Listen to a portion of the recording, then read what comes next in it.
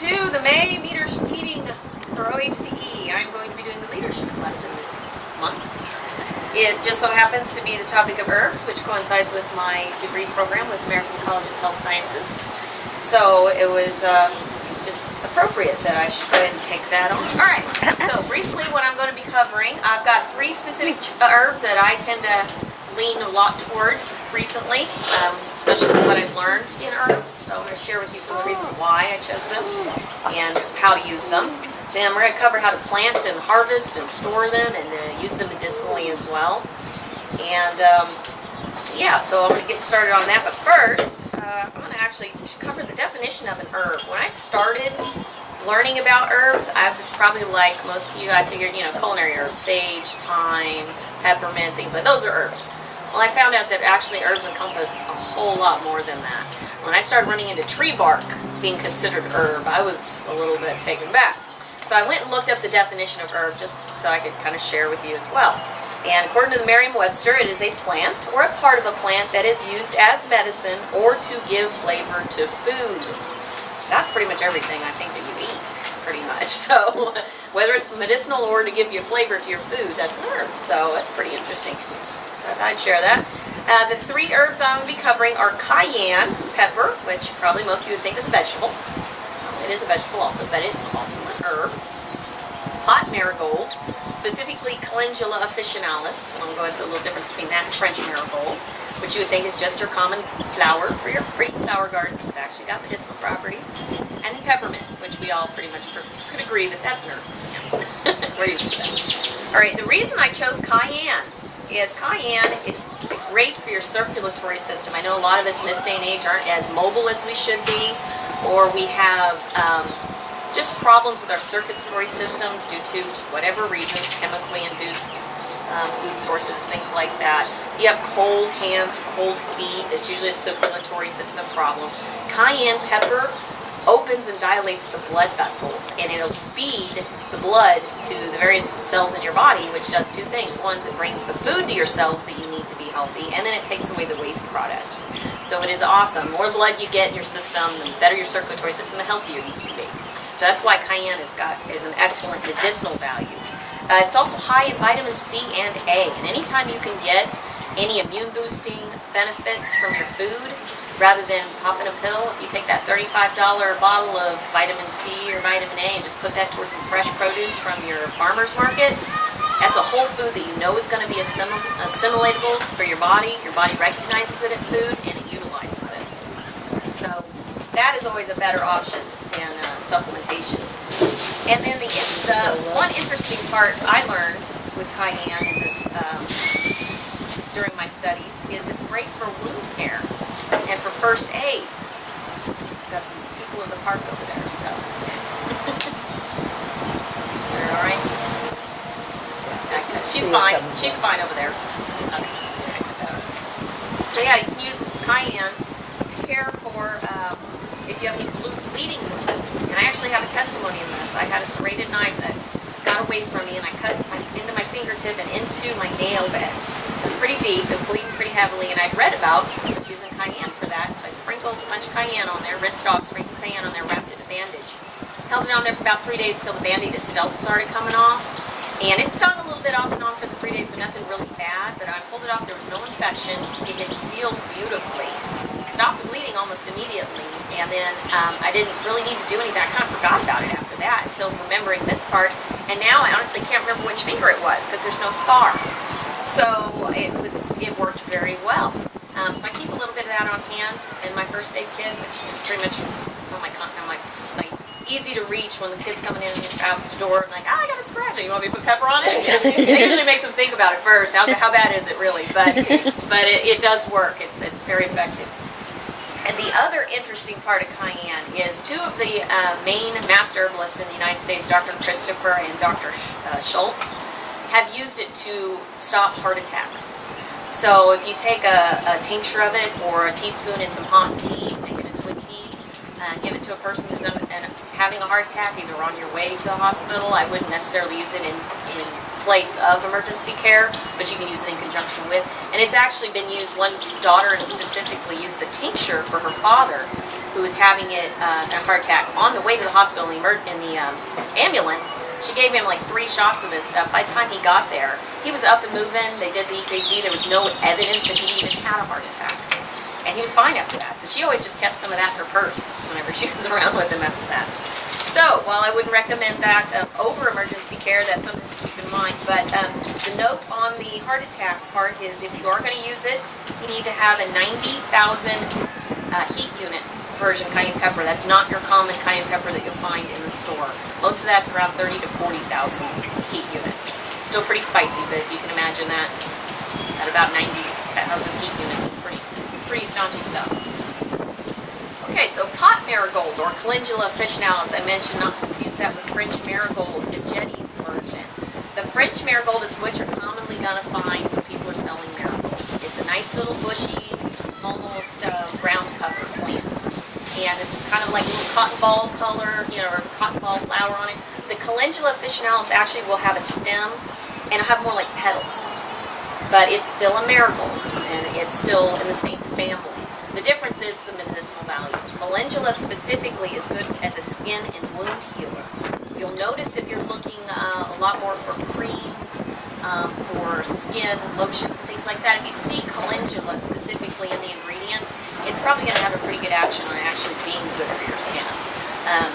But it's called pot marigold, interestingly, because our grandmothers and great-grandmothers all used it quite often in cooking, because you can use it as a substitute for saffron. I don't know if you've ever used saffron or tried to get saffron. It's expensive. Pot marigold is not. It's prolific. You can just grab some of the petals, throw them in your soups to give it color, throw them in with your rice to give it color. It doesn't really flavor it too much, but it gives it a nice golden kind of hue and just dresses up your meals a little bit. You can use it for mouthwash. Calendula wash will actually help gum disease because it's good for skin healing and inflammation. So they've been starting to study a little bit more, and you may find it in some herbal mouthwashes now. If you ever go to the health food store, you may notice it's in the ingredients. Would it help with like canker sores?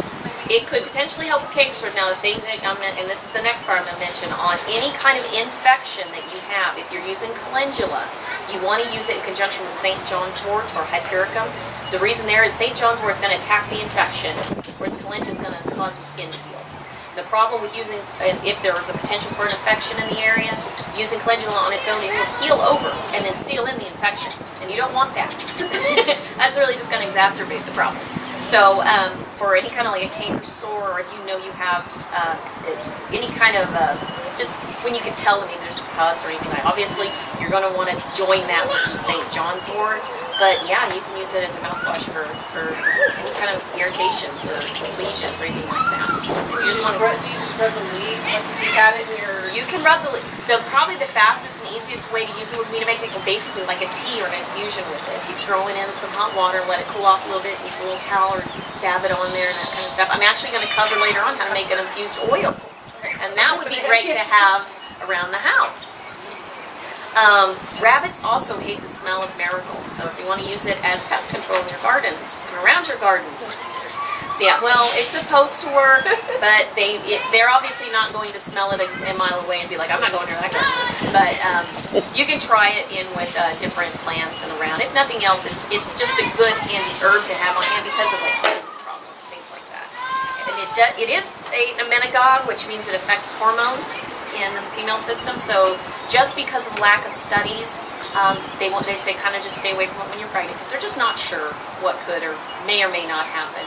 I personally tend to use a lot more herbs I'm told not to when I'm pregnant because the reason they say this is because there's a lack of study, not that there's actually any indications that's going to hurt you. So take your lives in your own hands on that. Don't risk too much if you can avoid it. All right, and the last one, very briefly, is peppermint, Mentha pepperita. It's great for anything IBS and internally soothing, any Crohn's and things like that. It's very soothing for your tummies. Great for babies that have colic. I like to use it as a fever reducer. When my girls have fevers that are a little bit higher than is comfortable for them. I don't try to bring fevers down because fevers are good for the kids. But if they're getting ready to go to sleep and they're just kind of tossing and turning a little bit, I have oil, and I put a little bit on the back of their neck, a little bit on their forehead, and then on the bottoms of their feet. And within a few minutes, they usually pass right out. So that's good to keep on hand. And interesting part about peppermint is it increases medicinal action of any herb you add it with. So if you're putting it in with calendula, say as an example, it's going to speed the action of that herb to whatever it is it's supposed to do. Peppermint with cayenne pepper, if you use the oils, is a great muscle rub or rheumatoid arthritis rub, that kind of stuff, because it actually helps it go through into the tissue much faster, and it increases the medicinal action. Supposedly, the scent is going to improve your memory as well, and I think that's mainly because it stimulates. It's a stimulative herb. And the powdered form whitens teeth, and the peppermint oil can supposedly help prevent cavities, and as well as being an expectorant and a decongestant. So if you use it as a tea when you're not feeling good, not only is it going to soothe you, it's actually going to help you get well faster. So it's actually going to break stuff up. All right, so to begin your own journey on getting your own herbs, you've got to start by planting, which I was talking with Susan with earlier. Said she was not a green thumb. So there's no guarantee these tips are going to work, but here we're going to try them. First of all, you just need to decide where you want to plant them. It's pretty simple. If you're going to start them indoors, with cayenne, you're still going to want to wait until about 3 weeks after the last frost, so that by the time they're ready to be transplanted, it's definitely hot enough for them. Cayenne's really the only thing you can plant in this. Calendula, you can direct spread into your garden beds, or you can do it in your pots. You can use old egg cartons, you can use toilet paper rolls, whatever. Just kind of be creative on that. I like to use a mix of my homemade compost with my dirt, and that's just garden scraps that I've been throwing out and turn on occasion, and I throw it in there. It seems to work pretty good because I get a lot of surprise seedlings coming out of my compost pile every year, so that's always fun. I know what's going to happen with that. Before you plant the seeds, it's good to give them an overnight soak just to kind of activate them and get that shell kind of broken, basically, is what you're trying to do to give them a head start. And then you keep the soil moist until the seedlings are well grown. Usually about the time they have about 4 adult leaves, they're ready for transplanting if you haven't directly planted them. So pick your spot and plant them out there. Cayenne wants full sun. Do not try to put it in the shade. It wants to get as hot as it possibly can. It's normally zoned for hotter temperatures than where we're at, but it will do well if you keep it in a good sunny spot and then keep it watered on occasion. Calendula and peppermint can be either shade or sun. I should say partially shade because they still need some sun. But for those spots where you have not so much sun, they're great for that. And they will self-propagate. The peppermint is perennial, so it'll come back every year. You don't have to do anything with it. Calendula is an annual, but it dies off. It's kind of like a dandelion.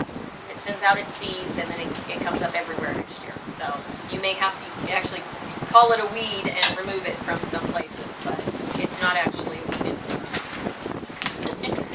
All right, and then when you're ready to harvest, some of the interesting tips on harvesting cayenne: the more you cut it, the more it's going to fruit out.